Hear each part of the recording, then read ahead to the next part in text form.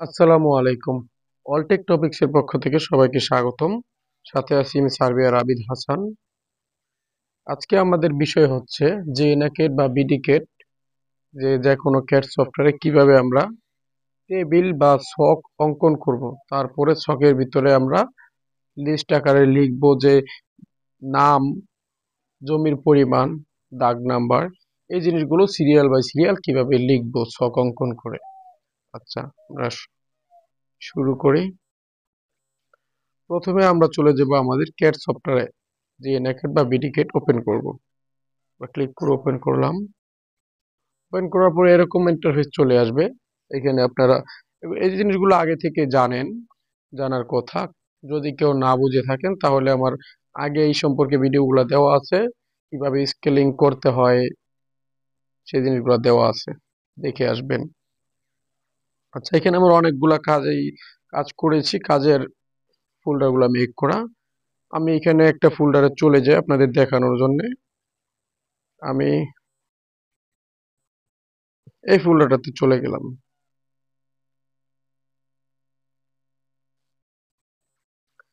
এই ফোল্ডারটাতে আসার পরে আমি দেখতে পাচ্ছি আমার যেই কাজগুলো করেছি সেই কাজগুলো দেখা যাচ্ছে। দেখ, আপনাদের বোঝানোর সুবিধার্থে আমি আমার একটি তৈরি করা রিপোর্টের মধ্যে আপনাদের নিয়ে যাচ্ছি। এই তো আমার রিপোর্টটি। এটা হচ্ছে আমি কাজের রিপোর্টটা তৈরি করেছি, আমি যে সার্ভে কাজ করেছিলাম।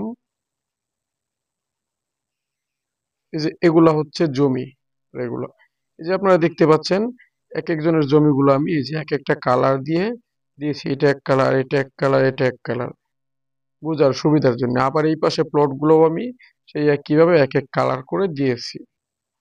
তারপর আবার এই পাশে আমি নকশা থেকে প্যান্টাগ্রাফ করে আর এস নকশার মধ্যে কোন অবস্থানে আছে কার জমিটা, সেইটা আমি অবস্থানটা এখানে এই যে দেখিয়ে দিয়েছি।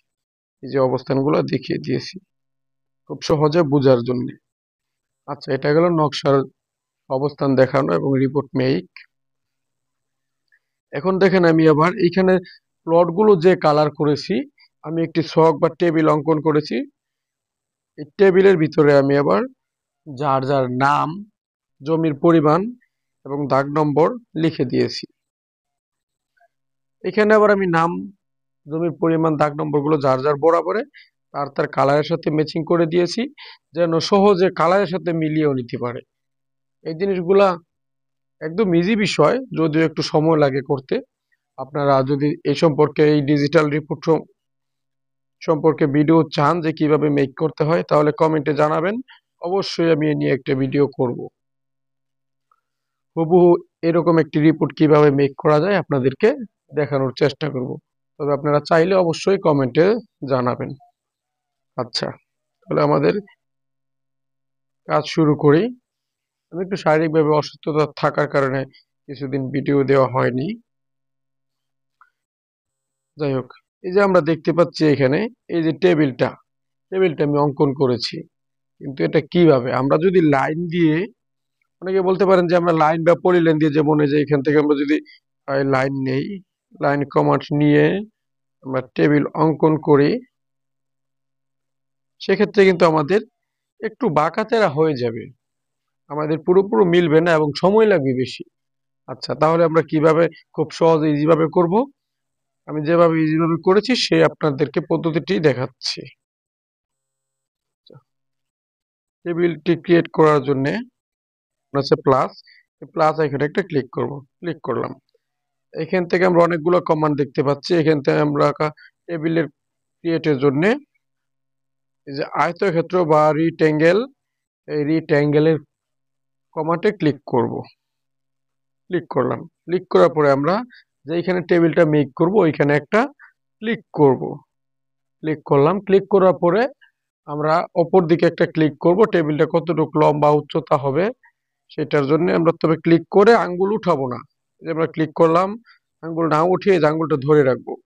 যে আমরা যেভাবে লাগবে ওই যতটুকু পরিমাণ লাগবে ততটুকু আমরা নিয়ে তারপরে আঙ্গুলটাকে ছাড়বো। মোটামুটি আমরা ধরি এরকম আমাদের টেবিল হলেই হবে। আচ্ছা, তাহলে আমরা উপরে টিক চিহ্নতে ক্লিক করব। ক্লিক করার পরে এই যে আমরা দেখতে পাচ্ছি আমাদের ছকটা কিন্তু হয়ে গেছে। এখন আমরা এটা যতগুলো ইচ্ছে নিতে পারি। কিভাবে? আমরা ছকের উপর একটা ক্লিক করব, ক্লিক করার পরে ডান পাশে উপরে থ্রি ডট আইকনে একটা ক্লিক করব, ক্লিক করে এখান থেকে ক্লোনে ক্লিক করব। এই জিনিসগুলো পুরনো জিনিস, আপনাদেরকে আগেই দেখানো হয়েছে, তারপরেও দেখাচ্ছি। ক্লোন করে এখন আমরা বেস পয়েন্ট ধরবো আপনার এই যে এটা ধরলাম। এখন আমরা নিব হচ্ছে এই জায়গায়, এইভাবে করে আমরা অনেকটি নিয়ে নিব। এই যে দুইটা হয়ে গেল। এখন আমরা আবার এখানে দিলে তিনটা, চারটা, পাঁচটা, ছয়টা, ধরি আমাদের ছয়টা প্রয়োজন, এই ছয়টা টেবিল কিন্তু হয়ে গেল। এই ছয়টা ছকের ভিতরে আমরা যা ইচ্ছে লিখতে পারবো। এখন যদি আমরা উপরের দিক থেকে টেবিলটা ভাগ করি, যেমন প্রথমে হচ্ছে নাম, তারপর হচ্ছে জমির পরিমাণ, তারপরে দাগ নম্বর, সেজন্য আমরা এখান উপর থেকে একটা প্লাস এখানে ক্লিক করে লাইন থেকে লাইন দিয়ে দিব, মোটামুটি সোজা করে লাইন দিয়ে দিলাম। এটা নামের কলাম দিলাম। এখন আমরা দাগের কলামটা দিই, এটা দিলাম দাগের কলাম। তারপর ডান পাশেরটা ধরি আমাদের জমির পরিমাণের কলাম। এখন আমাদের এই যে বরাবরের যেই অংশটুকু বেশি আছে, এই বেশি অংশটুকু আমরা কেটে দিলেই হয়ে যাচ্ছে। এটা আমরা কাটার জন্য চলে যাব, এই যে পেন্সিলের মতো একটা আইকন দেখতে পাচ্ছি, এটার মধ্যে একটা ক্লিক করব। ক্লিক করার পরে এখান থেকে আমরা দেখতে পাচ্ছি ট্রিম, এই যে লাইন কাটা ছাটা বা ট্রিম, ট্রিমের মধ্যে ক্লিক করব। ক্লিক করলাম। এখন আমাদের যেটা যেটা কাটতে হবে এটাতে ক্লিক করব, অটোমেটিকলি কেটে যাবে, কেটে গেল। এখন আমরা দেখতে পাচ্ছি আমাদের সুন্দরভাবে কিন্তু ছকটা অঙ্কন করা হয়ে গেছে। ধন্যবাদ সবাইকে সময় দিয়ে সাথে থেকে ভিডিওটি দেখার জন্য। পরবর্তীতে নতুন ভিডিও পাওয়ার জন্য অবশ্যই চ্যানেলটিকে সাবস্ক্রাইব করে রাখবেন।